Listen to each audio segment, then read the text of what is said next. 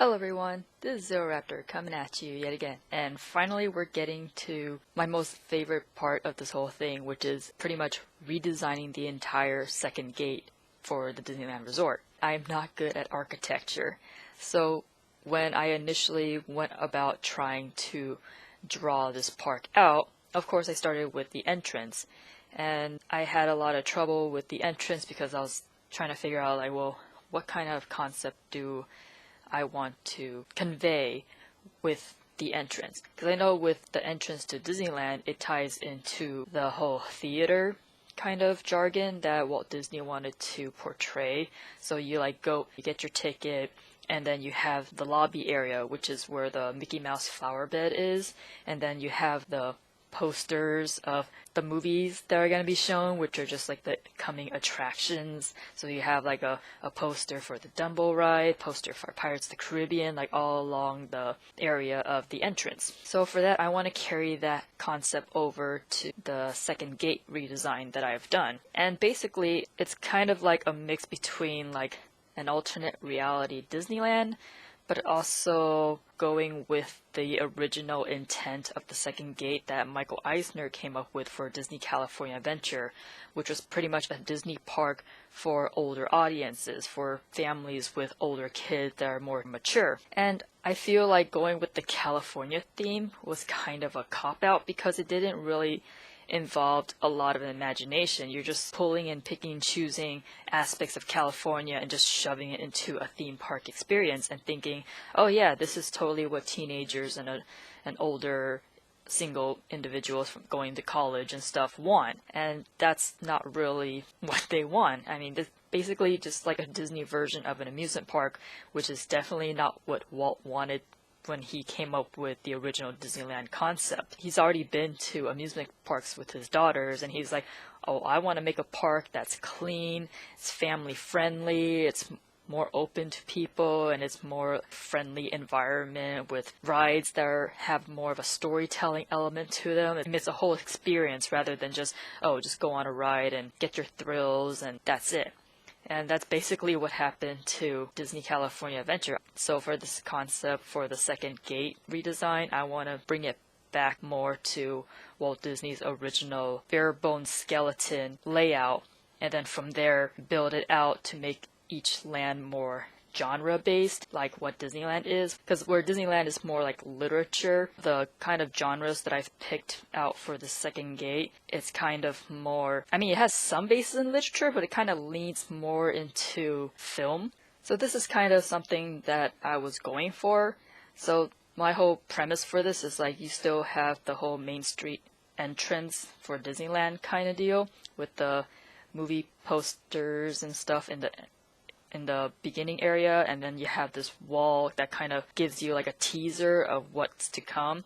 So the main premise I kind of kept from the Buena Vista Street for DCA, which is like it gives you the feeling of being in Walt's shoe and stepping out the train station in, I think it was LA or San Jose. I don't know, but Walt Disney came to California on a train, so the feel here is like the entrance should be decorated like a 1920s California train station. So from this initial sketch, I drew out this concept. So when I found out that Disney bought back the rights to Oswald the Lucky Rabbit, I was kind of excited because, oh, I can't wait to see what Disney's going to do with this character, because this is pretty much Mickey Mouse's big brother before he got stolen away. And now that he's back with the company, I was really hoping to see the Disney company do more with Oswald, but so far they've only done like some merchandising with him, and they renamed that gas station at the front of the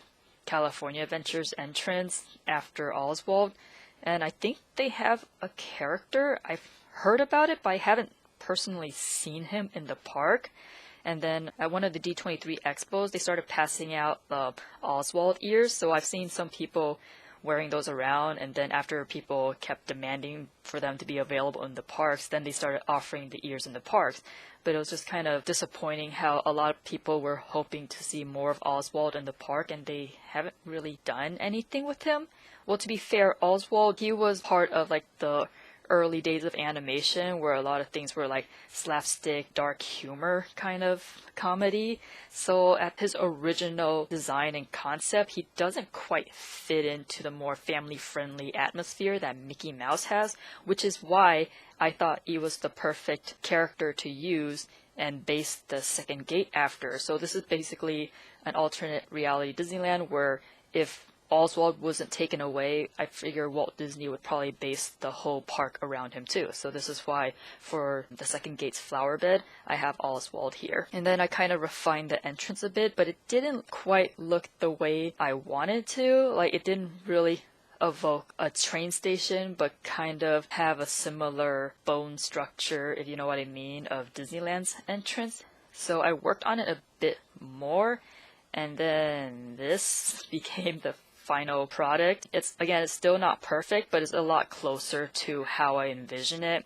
Again, just forgive the horribly done architecture. I copy pasted some of these over and over again just to get a basic concept of it. Yeah, this is pretty much the Esplanade, all the palm trees, because California loves their palm trees because everyone wants to be a carbon copy of Beverly Hills. And I feel it kind of fits in with the theme being around Oswald. So yeah, that's my main entrance to the second gate. I'm not sure about this area if I want to add a train to the second gate, because there's already a train in Disneyland, and I feel having another train when this is supposed to be a train station and there's another train right after it would be kind of redundant. So I'm still thinking about that. So yeah, this is pretty much as far as I've gotten to drawing anything in regards to the second gate. So for the second gate of the Disneyland Resort, I want the central icon to be like, it won't be a castle, but I kind of want to evoke a more Fantasia kind of feel to it. So the central icon that I've picked is Sorcerer's Peak. And there's a reason for that. I know I said that this park is supposed to be more centered around Oswald, but there is a functional reason why I want the central icon to be a mountain. So there's that, and then okay, maybe I don't, because there's going to be a land behind here, but you won't enter it the same way as Disneyland because we don't want to make that redundant. So it kind of has like a castle sort of profile, but it's not quite a castle. And there's going to be a bunch of stuff that's going to be happening here, and it's kind of dependent on it being a mountain or a mountain range at the very least. So, I mean, since I call it Sorcerer's Peak, you're probably going to figure out why I've designed it the way I have, and it's because this is going to be the new area for World of Color. And I like World of Color, but the presentation of it being like this long, like super wide presentation, I'm not a fan of that because I feel it's really hard to get a view of all the action. So I feel it's better to have it sort of be the central hub of the park. So it also works well because I want to sort of harken back to the fireworks at Disneyland, where Walt originally meant the Disneyland fireworks to be like a goodnight kiss, which is like his way of saying like, thank you for coming to Disneyland, here's one last final hurrah, like the curtain fall to your day at Disneyland. And I feel World of Color should be the second gate's version of that. So everyone's gathered up at the hub of the park, and then you got the fountains coming out this way, and it works out because there's only like 3 giant plates where the fountains shoot out of, and then having it more like a 180 kind of, is that the right word? Like a semicircle kind of presentation where the show wraps around you. I feel that lends to a better experience, because if then your peripheral vision, which is already limited, you can just turn around and you can see everything, whereas like the current presentation, you're like trying to look back and forth, and I feel that that's a bit more strenuous on the neck. I don't know, like it feels uncomfortable trying to catch all the actions in like this flat screen kind of experience compared to just being hugged by it. So that's the reason why I've designed the hub of the second gate the way I have. Do I have a name for the second gate? I kind of want to hold off on that until the park is more or less fully presented, because then I feel like I don't want to kind of give you a false sense of expectation in regards to this. Alright, so there's the hub, which I probably made it a little too big. Yeah, that is massive. No problem. Through the power of Photoshop, I can shrink it. Here we go. I think I made the castle on the Disneyland one like super tiny too. And there you go. Problem solved. Now the first area, of course, is pseudo Main Street, kind of. So this is obviously going to be a much bigger area compared to the Disneyland's hub. And you got the shops lining up along the way. Maybe you had the Fiddler Pfeiffer Cafe there. There's a bunch of other shops that line this area.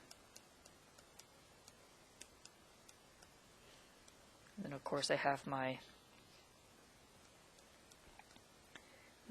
haphazardly drawn entrance with the Oswald flower bed. Here he is, little bunny bun. I got my palm trees.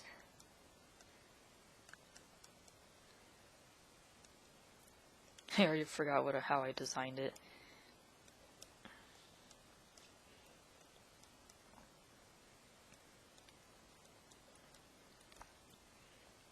Then there's the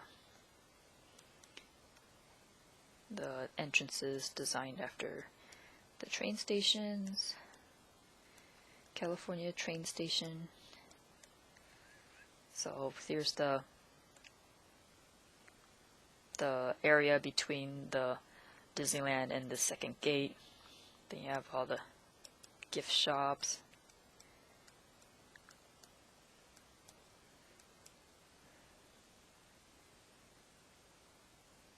Do I want it that way? I mean, I guess it would be easier for like a parade route. I think I'll probably have to erase them. Because I think Main Street in Disneyland's kind of like, there's like a extra area here. Because there's supposed to be like a flagpole. And I've drawn that terribly. Gotta have the flagpole to show your patriotism and honor whoever you want to fly the flag for. Because Walt's all about giving thanks to the country that he lives in. I guess one of these would be like City Hall. I mean, you get the idea. It's like, then one of these would be a fire station, blah blah blah, all that good stuff. So, what else is there? Let me clean that up a bit.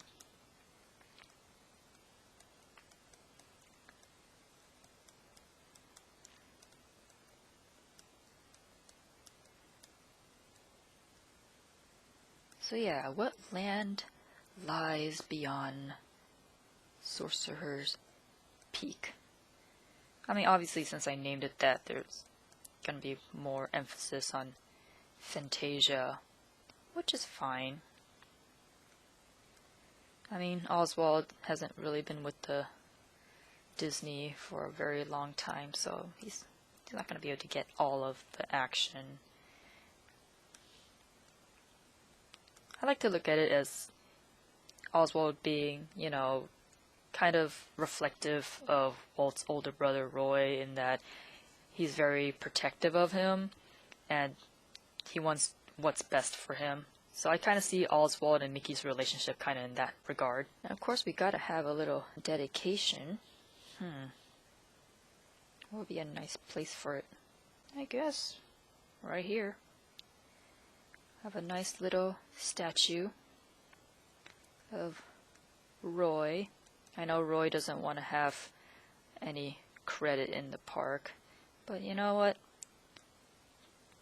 Their studio originally started as the Disney Brothers Studio, not the Walt Disney Studios. So I want to give a shout out to him, even though he doesn't feel he deserves one or wants one. So this little memorial I want to refer to as brothers. So we got Walt's brother Roy and Mickey's big brother Oswald, and they're holding hands and they're facing towards the entrance and they're like waving happily. And the reason I want them facing towards the entrance is that the entrance to both gates facing each other, and on Disneyland's side you have Walt and Mickey facing the entrance, and this side we have Roy and Oswald facing the entrance. I think you know what my purpose is. I want the brothers to be waving at each other from the other side. Yeah, feel it too on the nose. But I mean, I don't know, I just feel better knowing that there's these two parks that are basically two versions of Disneyland, but then you have Walt and Mickey on one side and then Roy and Oswald on the other side, and they're just waving to each other from across the esplanade. And I don't know, I just feel like that should be a thing, regardless of how people feel about Roy and Oswald and how they don't feel like they've made that much contribution to the company. But I mean, if Oswald didn't get taken away, we wouldn't have Mickey Mouse. If Roy didn't keep his brother in check, we probably might not have had a Disneyland. So this area, I am going to, I guess we can have a little trolley track. I mean, I don't want to get rid of the trolleys entirely. Just have it come out this way.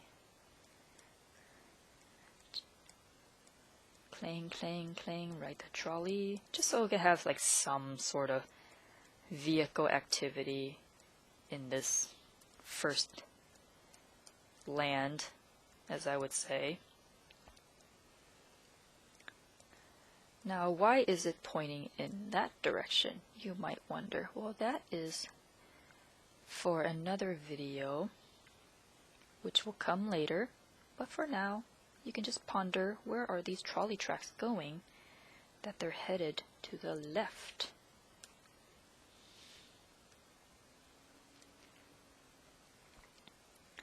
And there you have it. This area I have therefore dubbed Buena Vista Boulevard. And just like Main Street is just an homage to where Walt started when he came to California, kind of like how Main Street is simply an homage to Walt's hometown of Marceline. It doesn't have to be based on an existing place, hence why it's called Buena Vista Boulevard, because it doesn't have to be the same thing as Disneyland. like I said, this is going to be an alternate reality Disneyland where Oswald is the star. Kind of. You know what? Why not? Give Oswald the sorcerer's outfit. Let him shoot some fireworks. I think that would be great. Especially if I can figure out how to use these Photoshop tools. And there you have it. Let's see.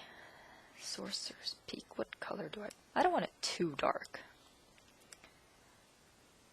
Kind of want it mysterious, but kind of familiar.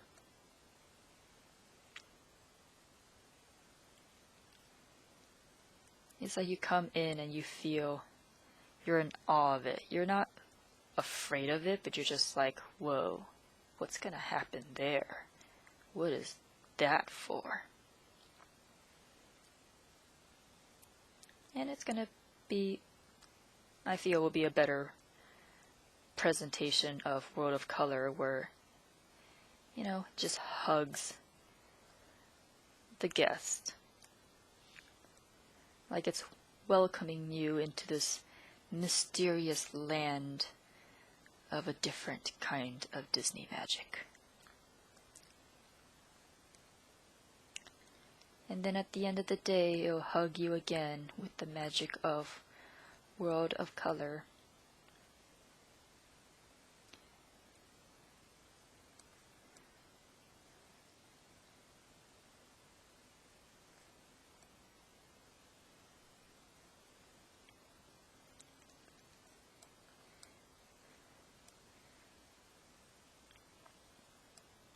Now I will know what you're thinking. It's like, well, if you've already done that much work on the entrance, well, why not do that same kind of work on the rest of the park? And to that I say, because I didn't even know if I was going to revisit that concept.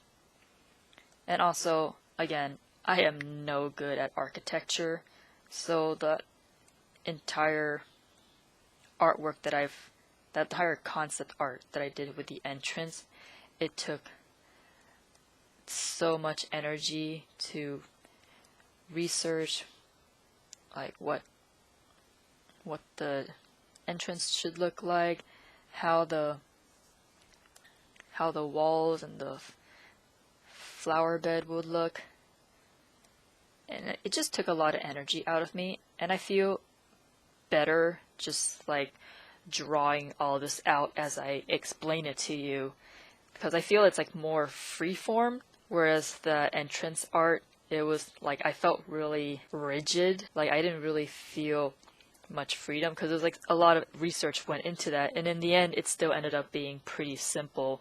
Like most of the work I've done was just on the turnstiles themselves and the flower bed, and the rest was just like scribbled on. I know I'm just making excuses, but that's how I feel. Like I don't like feeling stiff when it comes to me doing any sort of art. Like if I'm not comfortable drawing it in detail to that extent, like it makes me not want to do it. And I would like to keep doing this because I want to show the world what I've come up with in regards to a second gate that complements Disneyland. Not competes, but complement.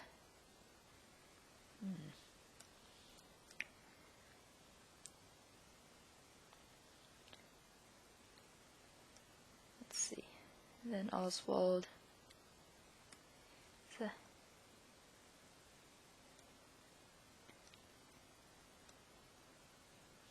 I don't know what the gardeners would do to get... I don't know. Maybe they'll just use the same flowers that they use for Mickey, because he kind of has some sort of black shrubs to work on his ears and stuff.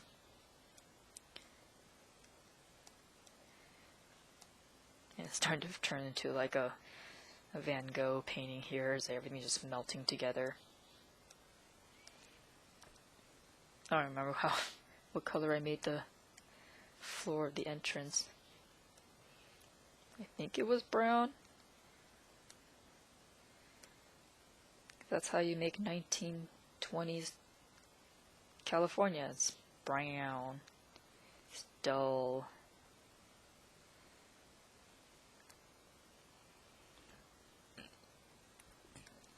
Here's the... I mean, I don't need to make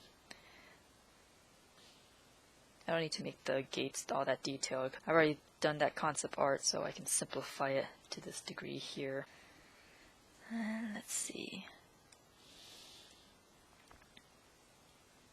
I think most of the shops would be pretty much the same on Buena Vista Boulevard. Like, I wouldn't change too much of it. I guess the street part could be gray. Wait, did asphalt exist back then? Try and remember. Or maybe it was just concrete. So either way, I have it kinda accurate. Maybe. Possibly. I don't know. It's concept. It's not accurate. And also, again, I suck at architecture. It's just a visual representation. It's not... If I can find someone who knows how to do architecture, or at least Disney-esque kind of conceptual art, I would totally team up with them. But I do not. Here's the water for the world of color. And then everyone will just gather around and watch the show at the end of the day.